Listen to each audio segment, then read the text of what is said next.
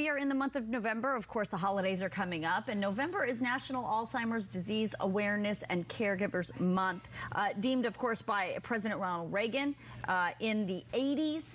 Let's talk a little bit more about this and what this means, especially as we get closer to the holidays. Dr. Diane Darby Beach is here with more. Good morning. Good morning. Okay, so it is National Alzheimer's Month. It's a month that we just kind of take a moment and say, this is a thing.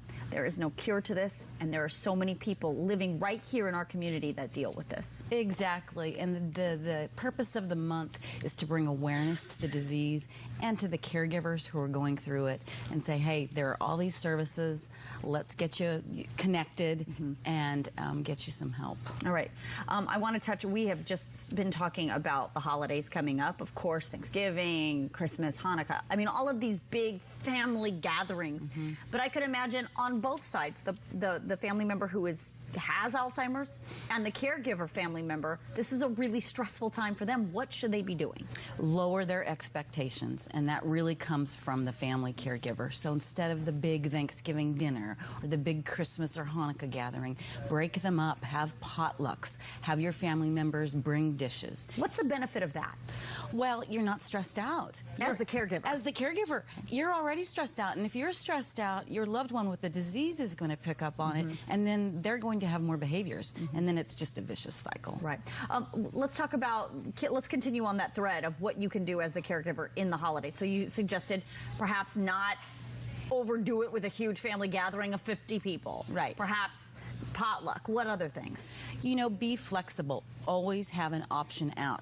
So if the whole family is coming over and your loved one with the disease starts getting agitated, you need to have an option. Another room to go to, another place to go to. If you're going to your family's house with your loved one, no, you might walk in there and have to leave 15 minutes later and be okay with that. Let's talk about this from the flip side. Let's talk about it from the side of the person who is dealing with the disease. What would that person be going through at the holidays? It depends. Sometimes they get overstimulated and they just can't handle all of that. So the big family gathering is really stressful for them.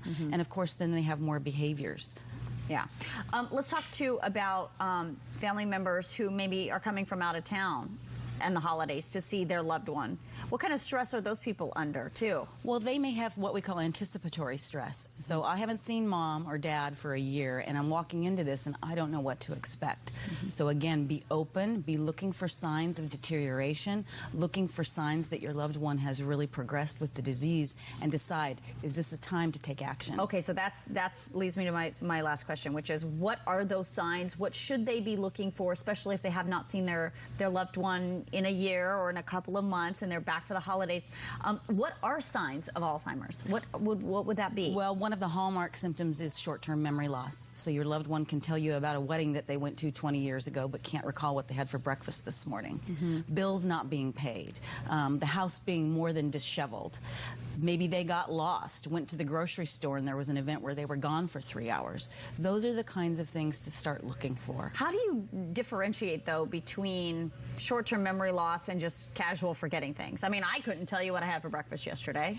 Right, and all of us forget things, but someone with the disease will do things like, they can't walk into a room, right? You and I walk into a room, we forget why we walked into the room. They can't retrace their steps. Oh, all right? Okay. We misplace things, our wallet, our purses, etc. all the time, our keys, but they'll do something like put something that's perishable in the cupboard and not think anything of it.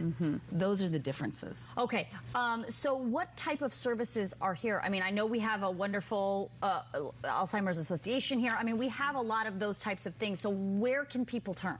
They can turn to the Alzheimer's Association. There are different home cares like Right at Home, a great place to call if you need somebody to come in, give your loved one some companionship, meal preparation, etc. Plenty of services out there to access. All right. Thank you so much for your time this morning, and we want to obviously address this issue because we know that it's a huge issue in San Diego County. We see it quite a bit. All right. Thank you so much for your time. Thank you. New